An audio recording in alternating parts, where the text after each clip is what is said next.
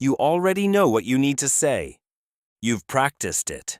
Maybe 3 times. Maybe 10. You even press the call button. Part of you already knows you're probably going to hang up.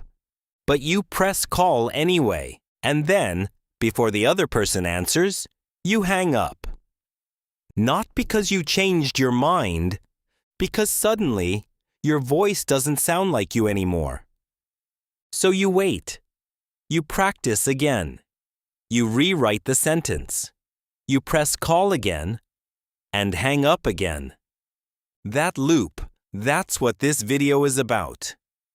There's something about phone calls that takes away everything you normally rely on. In person, you can see the other person's face. You can tell if they understood. You can slow down. You can use your hands. You can smile at the right moment. On the phone, all of that disappears. There's just your voice, and a silence on the other end that you can't read, and a clock in your head that says, "Say something. Say it now." Don't pause. Don't think. Now. So you do what most people do. You write a script. You plan the first sentence, the second sentence. What you'll say if they ask this. What you'll say if they ask that. You're ready. You call. And the moment a real human voice answers, the script disappears. Not slowly. All at once. And you say, "Hello, sorry, yes, hi."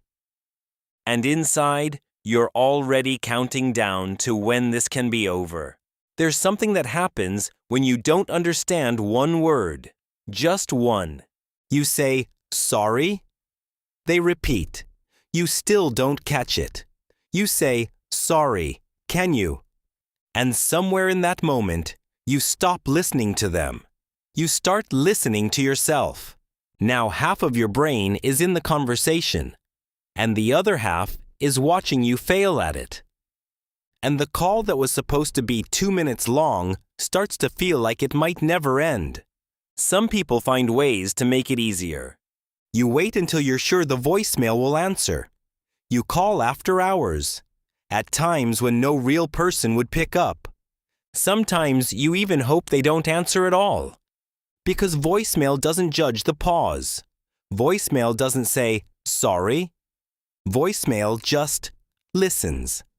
And if you do reach a real person, sometimes you smile, even though they can't see you. Like it might make your voice sound more like the version of you that isn't afraid. Here's what phone calls really ask of you. Not just English. They ask you to be immediate, unrehearsed, exposed. In writing, you can reread. You can delete. You can think for 5 minutes and no one knows. On the phone, every pause is heard. Every is heard. Every second of silence is heard. There's nowhere to hide. Not behind a screen. Not behind a smile. Not behind more time. Just your voice. In real time. In a language that still doesn't feel completely like yours. And so you delay. The appointment you need to make. The landlord you need to call. The bank, the doctor. The customer service line you've been putting off for 3 weeks. Because sending an email feels safer. Because texting takes longer, but at least you can read it back. Because asking a friend to call for you feels embarrassing, but still better than doing it yourself. Because phone calls in English aren't just phone calls. They're a test you never signed up for. The version of you that panics on the phone, that's not your English. That's what happens when pressure and real time arrive at the same moment. It happens to almost everyone who lives in a second language. Not because they're not good enough. Because phone calls ask for something no classroom ever practiced. Maybe next time, you don't wait until the sentence feels perfect.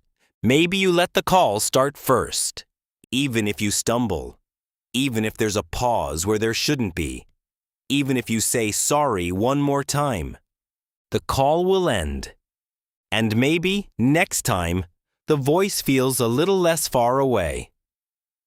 Tell me in the comments, what's the one phone call in English you keep putting off? I read every comment, and I'll see you in the next video.